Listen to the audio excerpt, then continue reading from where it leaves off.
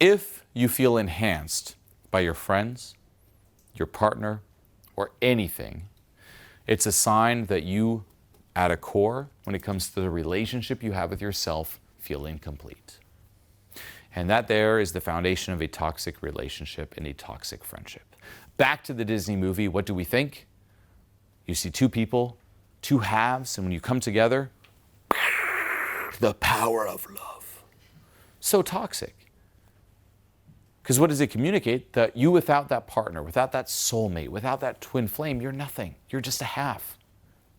So even if you get that, then what follows that neediness, that craving? Fear of loss. Like if I think you complete me, and I'm like, everyone, what's your name? Raj. Raj. I'm like, I just need Raj in my life. And say I'm like literally you're all my friends. I'm like, everyone, and we're having drinks. I'm just crying over it. I'm like, everyone, I'm so incomplete. I just hate myself. I just need more Raj in my life. If only I had Raj. Do you have any advice on Raj? Raj. Now, say I'm obsessed and I have dreams about Raj. I'm sleeping, I'm like, Raj. I'm painting the picture, but that's what we do. And I'm making posts and thinking like, if it was back in the day, it'd be burnt CD playlists. Here's the Raj playlist. It's like, here you go. Now say me and Raj finally were a thing. Raj, do you love me? You're like, yes, I do. I'm like, yes. I am enhanced and complete. It would last a millisecond where I'd feel actually, and then what would happen the second after that? I can't lose Raj, or I'm back to being incomplete. And then instead of neediness comes fear of loss and manipulation, because I will try to manipulate him to stay with me because I don't want to be another half. And that's what we do. That's actually most relationships. You don't actually experience love. You experience attachment, craving, fear of loss, and manipulation. And it's actually both parties, where I'll be manipulating him to stay with me, like, don't you leave me, Raj. I don't want to be a half again. And if he feels the same, he's like, Julien Blanc. Like, he'll also be manipulating me. And this is also why a lot of toxic relationships continue even though both parties know it's toxic. Because although it's toxic and not healthy, it beats being a sad little half. Terrible.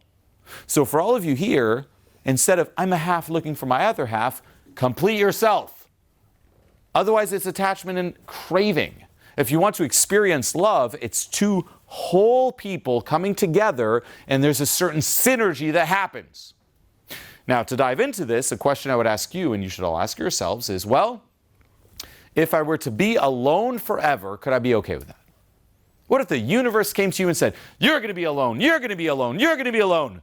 You too, you'll never find anyone forever. You're alone. You're going to be dying alone by yourself, no matter what you do. If this triggers anything within you on a sensation level, like, no, that's what you process and let go of.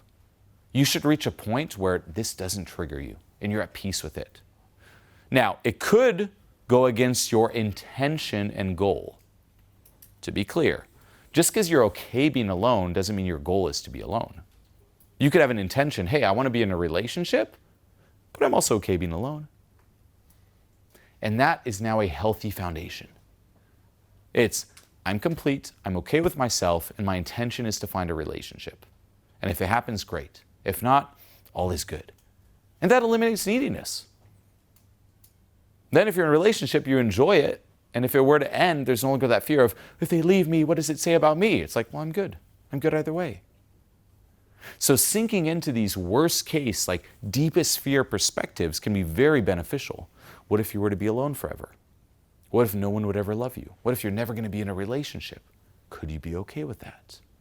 Anything that's triggering, let go, let go, let go. You can't force the answer until the answer is yes, and then you have a foundation to enter a healthy relationship.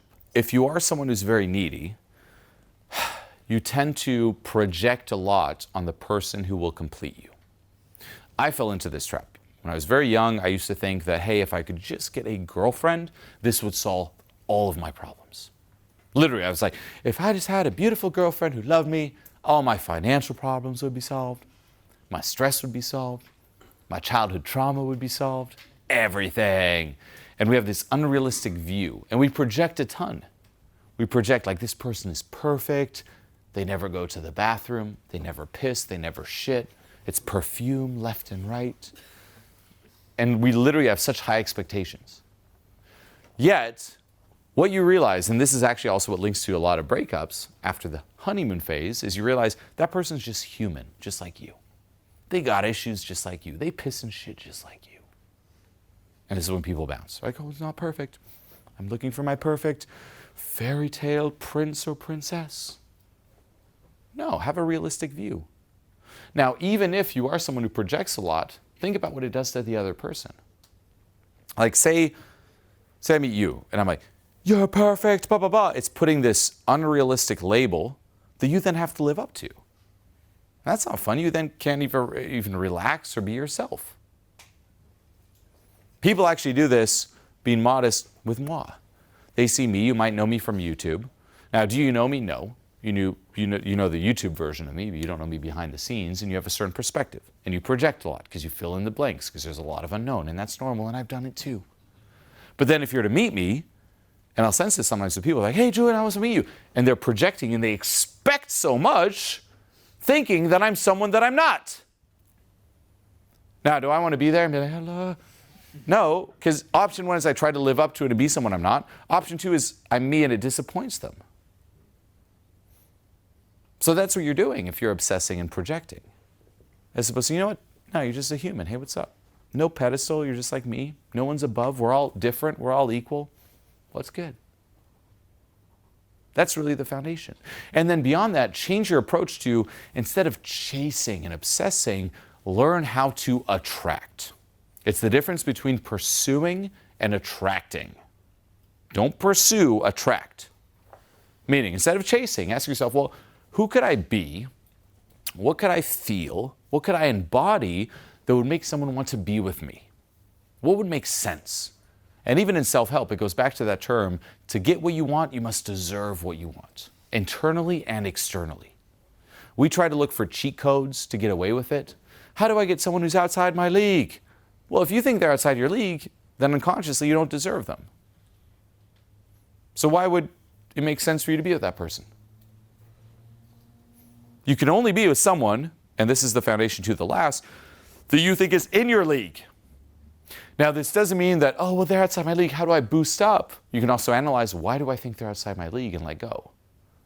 But ultimately, it has to make sense. If you were to see you with that person, like as strangers in the street, it shouldn't be like, well, how are they together? What? It should totally make sense. Now, it also means turning the mirror around on you. Instead of remaining who you are, trying to use little tips and tricks to be with someone, it means also doing the work. Who do I have to become? Hey, for me to meet that person or see myself with that person, who do I have to become? Can I still be needy? No. Well, let's work on that. Can I still be shy and quiet? No. Well, let's work on that. All these things you can work on. You're not a prisoner to them. But then it's also reclaiming your power and doing the work yourself versus thinking that if I'm with this person, it'll do the work for me. It won't. You got to do the work first. If this person loves me, it means I can finally love myself. No, you got to love yourself first. Doesn't matter how many people love you. Actually, it'll make it worse. If you put on a certain front and everyone loves you for that front, it keeps devalidating the real you. It actually hurts it a lot more. So it's going first. But this is really the foundation of a healthy relationship. Is it attachment or love? Most relationships are attachment. Are you chasing, forever chasing, or attracting? Does it make sense? Does it seem like, again, you deserve it, you're a good fit? You will also, in the long run, only stick with people who have a similar level of self-esteem as you. Personality-wise can be very different, but self-esteem is the same. This is also a self-help trap where if you're working on yourself, you might attract someone now who's here. And then as you move up, if they don't move up with you, there's a gap that happens and then you break up. Then you might meet someone new here, then you move up and there's a gap. So you better meet someone, if you're going to enter a serious relationship, who's also moving up, so you move up together. Otherwise, you're setting yourself up for failure. This dynamic here, by the way, is the #1 relationship killer for people in self-help. I kid you not. I've seen it like crazy. It's like, I like this person, but they're not working on themselves. Gap. met someone new, they're not working on themselves. So you also have to learn how to read people and see, are they on an upward trajectory or not? Guess what? I met people years ago, say 2008, 9, 10, 11, who at the time, at least in my view or even society's view, were like top of the top. Yet, what was their lifestyle? Going out to clubs, smoking, and drinking champagne. Add 5, 10 years to that. Are they still top of the top? Yes? No? No. Totally different. Downward. So audit. Don't look for perfection, but look for someone who's also, unless you're also on a downward, in this case, enjoy. Go for it. Because that can happen too. Someone's like, well, that's fine by me. I'm just going to drink and smoke with them on our way down. Great. But assuming you're moving up, you better find an audit that that same person is moving up. Unplugging from the whole movie conditioning too, it also means that love and attraction isn't enough. This is key. It means, yes, it's the foundation and it's necessary, but say you're going to have a long-term relationship with someone or get married or have kids or whatever your goal is, values have much more to play with that too. Are you actually compatible? Do you think the same? It's funny how even now and then I'll have like some friends or acquaintances hit me up. It's like, hey, I think I'm ready for kids. I go, really? Yeah, I've been dating this girl for 6 months. Now, nothing wrong with that. That can happen too, where it's very healthy. But I'm like, okay, well, how does she think? I don't know, we just get along. There's a lot of chemistry. Okay, well, did you actually play this through in your mind? Say you have kids, how are you going to raise them? Have you decided on a parenting style? What diet? What religion? What view of the world? What politics? If you don't see eye to eye on that, that's going to mess the kid up.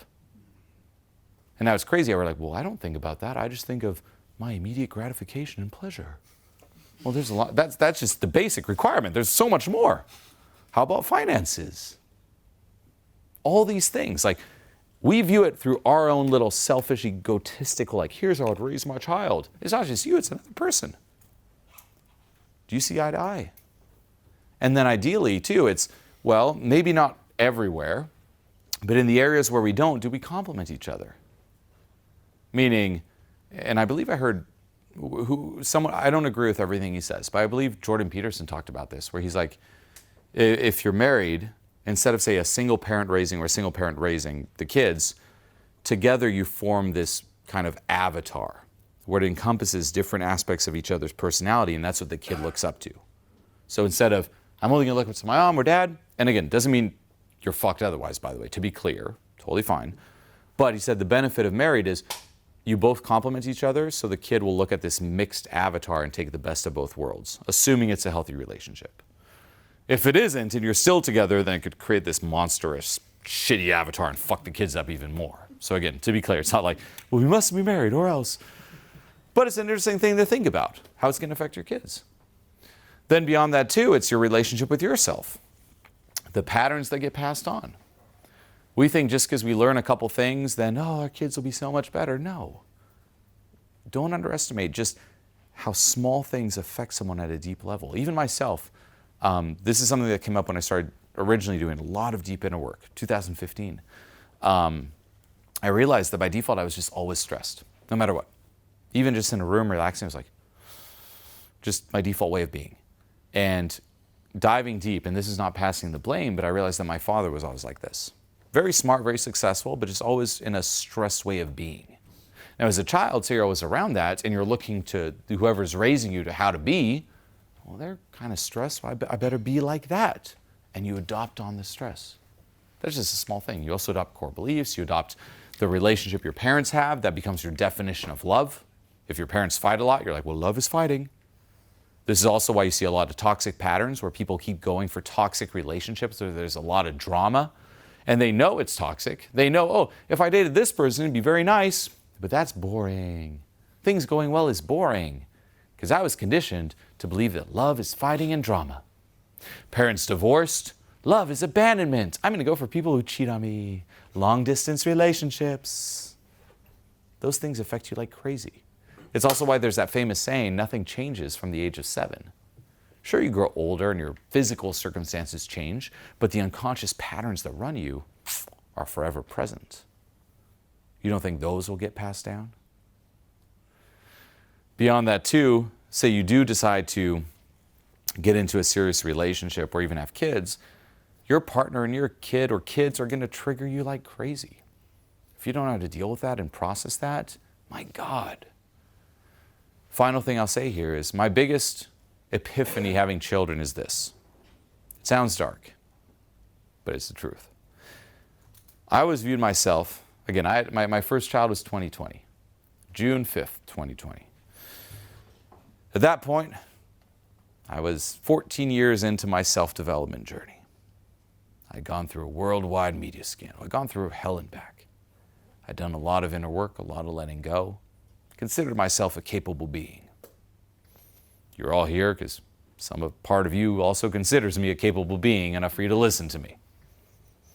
So I always thought, kids, everyone has them. Look at that. We're a society. I can do it. I'm going to crush this thing called kids. First kid, punch in the face. For real, I totally downplayed it, where even my wife was like, you're taking this pretty chill. I was like, do you know who I am? Now, it was a total punch in the face, where your world and reality, your everything gets challenged. There's your life before, your life after, and there's no going back. I did not expect it. And no joke, the other thing is the first 6 months suck, and everyone lies. Everyone's like, it's so beautiful, my child. Behind the scenes, they're crying, they're not sleeping, it's messed up. First 6 months are terrible, then nothing beats it. But I remember thinking multiple times, and even now with my second child, I'm like, and this sounds privileged, but from a self-help, spiritual, enlightened perspective, how do normal people do this? Now, here's my conclusion, and this is the dark side of it. My conclusion is, after a lot of thought, is that most people actually cannot do it, which is why the world is so messed up. So if you look at parents, you're like, how do they do it? They don't. Most people mess up their kids. The fact that you can try to do a half-decent job is close to impossible. So the conclusion is, I hope you are ready, if any of you think of having kids, make sure it's a solid foundation with your partner. I remember even telling my friend this. He's like, I'm pregnant. And it was a very toxic relationship. I'm like, oh God. Well, and I even texted him, not to be harsh. I was like, well, I hope you guys are getting well together because it's going to add some stress and tension. He's like, well, what do you mean? I'm like, what do you mean? What do I mean? You take if you can't get along pre-kids, imagine adding stress, low sleep, responsibility. You don't think that's going to add some stuff to the relationship? You're like, oh, I guess you're right. If any of you are ever curious, people were asking me about this before. If any of you are ever curious about my view, say going from single to married with kids, here's the biggest shift. If you are looking to get married or looking to have kids and you're thinking, what's it like? Tell me what's it like. The perspective that I use to describe it the most accurately goes as following. Imagine you had the option to sign up for the most fulfilling yet most traumatizing video game ever. But once you start playing it, you can never stop. So here's this video game called Having Kids. As soon as you hit play, nothing will fulfill you as much as that. And that's actually true. When you see, for example, your child, it feels sometimes like your heart will explode and you will never experience such joy. You're like, whoa, how is this possible? But on the flip side, you will get traumatized and tortured like crazy and triggered like crazy. You will confront your inner demons and it will be terrible. It's give and take. You can never stop playing it until you die. And here's the kicker. You can choose a player too. Who are you going to handcuff yourself to go through this amazing, rewarding, and terrible game until you die? That's marriage and kids. And it kind of snaps you out beyond just well, are they hot? Well, sure. Sure, it plays a role. Yeah, there has to be some of that. But that's just the basic requirement. That's like going to a restaurant saying, do they have food? Yeah, they have to have food. But beyond that, are they a good player too for this game that you cannot quit? Keep that in mind.